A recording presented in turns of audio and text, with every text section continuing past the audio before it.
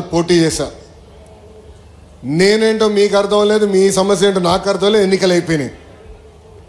5300 ఓట్లతో ఓడిపోయా తల్లి. ఓడిపోయిన రోజు మటుకు బాధ కలిగింది. కానీ రెండో రోజు నుంచి ఆ బాధ, ఆవేదన నాలో కసి పెంచింది. మంగళగిరి ప్రజలకి మంచి పనులు చేయాలా, ప్రతిపక్షంలో ఉన్న పర్వాలేదు, వాళ్ళ మనసు గెలుచుకోవాల లక్ష్యంతో ఆనాడు నుంచి నా పని ప్రారంభించాను. తల్లి ఒక్కసారి ఆలోచించండి. ప్రతిపక్షంలో ఉన్నప్పుడు మీ ఆరోగ్యం కోసం ఎన్టీఆర్ సంజీవిని పెట్టా, తాడేపల్లిలో క్లినిక్, మంగళగిరిలో క్లినిక్, మన దుగ్గిరాల్లో ఏకంగా ఒక మొబైల్ క్లినిక్ పెట్టా. ఈ రోజుటి కూడా ఉచితంగా మేము మందులు ఇస్తున్నాం ఆ క్లినిక్లో. రెండోది, ఊర్లో పెళ్లి జరిగితే గౌరవంగా బట్టలు పెడుతున్నాం. ఆనాడు కార్పొరేషన్ స్పందించబోతే ఎవరికైనా నీటి సమస్య ఉందంటే ఉచితంగా ట్యాంకర్లు పెట్టి నీరు మీకోసం అందించాను. పిల్లలు క్రికెట్ ఆడాలంటే వాళ్ళ కోసం మంగళగిరి ప్రీమియర్ లీగ్ కూడా 3 సార్లు ఏర్పాటు చేస్తాం జరిగింది. ఇంకో పక్కన మహిళలు సొంత కాళ్ళపై నిలబడాలి, కేవలం కుట్టు నేర్పిస్తే కాదు, ఉచితంగా మెషిన్ అందజేసి అవసరమైన పని కూడా ఈరోజు తెలుగుదేశం పార్టీ మీకు కల్పిస్తుంది. తల్లి ఇలా 26 సంక్షేమ అభివృద్ధి కార్యక్రమాలు మీకోసం చేశా. 2024 ఎన్నికల ప్రచారం మీ దగ్గరకు వచ్చా. ఆనాడు మిమ్మల్ని ఒకటే కోరా, ఓడిపోయిన లోకేష్ ఇంత పని చేస్తే రేపు గెలిచిన లోకేష్ ఎంత పని చేస్తాడో ఒక్కసారి ఆలోచించమని కోరా. ఆనాడు మిమ్మల్ని ఒక విషయం అడిగా తల్లి, 5300 ఓట్లతో ఓడిపోయా కదా, దాని పక్కన ఒక 0 పెట్టండి, 53,000 ఓట్ల మెజార్టీతో నేను గెలిపించి శాసనసభకు పంపించండి కోరా. తల్లి అప్పటి వరకు సర్వేలు చదువుతాం, అన్ని పార్టీలు సర్వేలు చేస్తే మీకు బాగా తెలుసులేండి. సర్వేలు ఎక్కడ చూసినా కుప్పం కన్నా కొంచెం వెనకబడి ఉన్నాం మనం. కానీ ఎప్పుడైతే ప్రచారంగా వచ్చా, మీ దగ్గర నుంచి వచ్చిన స్పందన చూశానో, నేను బాబు గారికి చెప్పా, ఎన్నికలైన తర్వాత చంద్రబాబు నాయుడు గారికి చెప్పా, మంగళగిరి కన్నా ఒక్క ఓటు నాకు ఎక్కువ వస్తుంది సార్ అని. ఒక్క ఓటనా? కుర్రోళ్ళు స్పీడ్ ఎక్కువ మీకన్నారు ఆయన. కానీ తల్లి ఈరోజు గర్వంగా చెప్పగలుగుతున్నాం, 91,000 మెజారిటీతో ఈరోజు నన్ను మీరు గెలిపించి శాసనసభకు నాకు పంపించారు. చాలామందికి తెలియదు తల్లి, ఎన్నికల ముందల చాలామంది నన్ను 2 స్థానాల్లో పోటీ చేయమని చెప్పారు. మంగళగిరిలో మీరు గెలుస్తారా లేదా, మళ్ళీ మీరు ఇబ్బంది పడతారు, పార్టీ ఇబ్బంది పడుతుంది అన్నారు. నేను వాళ్ళకి ఒకటే చెప్పా, 5 సంవత్సరాలు కష్టపడ్డా, మంగళగిరి ప్రజల మనసు నేను గెలుచుకున్నాను నేను భావిస్తున్నా. ఒకే ఒక స్థానంలో పోటీ చేస్తా, అది మంగళగిరి నియోజకవర్గం నానాడు చెప్పా తల్లి. అమ్మా ప్రచారంలో మీకు చెప్పా, నాకు మీరు ఎంత ఎక్కువ మెజారిటీ ఇస్తే నాకు అంత బలం వస్తుందని, మీకోసం సేవ చేసడానికి బలం వస్తుందని. ఆనాడు రచ్చబండ కార్యక్రమంకి వచ్చినప్పుడు మీరందరూ ఒకటే అడిగారు, కొత్తిల్లు కాదు, మేము ఎక్కడ నివసిస్తున్నాం అక్కడనే మీరు రెగ్యులరైజ్ చేసి పట్టాలు అందించండి అని పదే మీరు నన్ను కోరారు.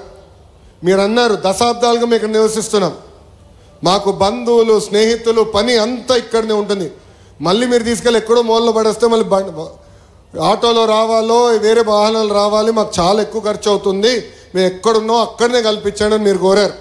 నేను ఆనాడు చెప్పా, 3 రకాలు ఉంటాయి.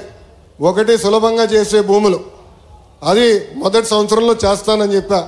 రెండోది రైల్వే ఎండోమెంట్, అదొక సంవత్సరం పైన, అంటే సంవత్సరంన్నర పడుతున్నాను. మూడోది వచ్చే గల అటవీ భూములు, అదేవిధంగా ట్యాంక్ బండ్లు ఉన్నాయి, అది చాలా కష్టమైంది, అయినా కూడా ఒక 2.5-3 సంవత్సరాలు పడుతుంది, తప్పనిసరిగా చేస్తాను ఆనాడు హామీ మీకు ఇచ్చా తల్లి. ఈరోజు ఆ హామీ నిలబెట్టుకునే దానికి మీ ముందర నిలబడుతున్నా. ఆంధ్ర రాష్ట్ర చరిత్రలో ఎక్కడ జరిగిన విధంగా ఒక మంగళగిరి నియోజకవర్గం కోసం జియో తీసుకొస్తే ఆంధ్ర రాష్ట్రంలో పేద ప్రజలందరికీ పనికొచ్చే విధంగా జరిగింది తల్లి.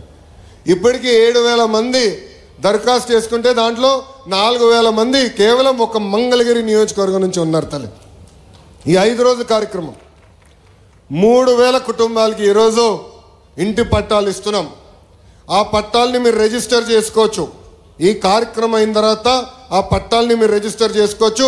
2 సంవత్సరాల్లో ఆ పట్టాన్ని కూడా అమ్ముకునే హక్కు మీకు ఎన్డీఏ ప్రభుత్వం కల్పిస్తుంది తల్లి. 5 రోజుల్లో సుమారుగా 1000 కోట్లు విలువైన, అంటే మార్కెట్ వాల్యూ 1000 కోట్లున్న భూమిని ఉచితంగా ఈరోజు ఎన్డీఏ ప్రభుత్వం మీకు అందజేస్తుంది తల్లి. అంతేకాదు తల్లి, ఇక్కడ చిల్లపల్లి గారు ఉన్నారు, ఆయన మెడికల్ డెవలప్మెంట్ కార్పొరేషన్ చైర్పర్సన్. దశాబ్దాలుగా మనందరికీ ఒక కళ ఉంది తల్లి, అది 100 పడకల ఆసుపత్రి. దశాబ్దాలుగా ఉన్న కళ. ప్రైవేట్ డాక్టర్లు వచ్చి నాకు చెప్పారు హాస్పిటల్ మీరు కట్టాలి అని చెప్పి. అమ్మా ఈరోజు నేను గర్వంగా చెప్తున్నా, 2వ క్యాబినెట్ మీటింగ్లో అప్రూవల్ తీసుకొచ్చాను. 13వ తారీఖు, ఏప్రిల్ 13వ తారీఖు దానికి శంకుస్థాపన కూడా మన ప్రభుత్వం ఇవ్వబోతుంది. ఒకే ఒక సంవత్సరం 12 నెలల్లో ఆ పని పూర్తి చేసే బాధ్యత మటుకు చిల్లపల్లి గారు తీసుకుంటున్నారు తల్లి. పోలీస్ స్టేషన్ అప్గ్రేడ్ చేస్తున్నాం, ట్రాఫిక్ పోలీస్ స్టేషన్ అప్గ్రేడ్ చేస్తున్నాం. ఈరోజు పార్కులు, చెరువులు అభివృద్ధి చేస్తున్నాం. చేనేత సోదరులకి ఒక హ్యాండ్లూమ్ క్లస్టర్ ఏర్పాటు చేస్తున్నాం. మన దగ్గర ఎక్కువ మంది స్వర్ణకారులు ఉన్నారు, వాళ్ళ కోసం ఆనాడే చెప్పా జెమ్స్ జ్యువెలరీ పార్క్. అంటే బంగారం మన ఏమన్నా ఆభరణాలు ఏమన్నా డిజైన్ కానీ తయారీ కానీ అమ్మకాలు మొత్తం ఒక మంగళగిరి నియోజకవర్గంలో జరగాలి, మెరుగైన పని మనోళ్ళకి తెలియాలి, స్కిల్ డెవలప్మెంట్ జరగాలని చెప్పాను. దాన్ని కూడా స్వీకారం చుట్టాం తల్లి. ఇలా అనేక అభివృద్ధి కార్యక్రమాలు మేము చేస్తున్నాం.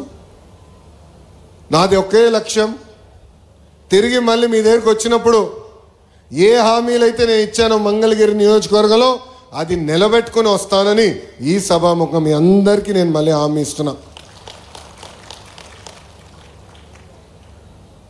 మీరు ఏ బాధ్యత అయితే నా పైన పెట్టారో అది ముందలు తీసేందుకు నేను సిద్ధంగా ఉన్నా.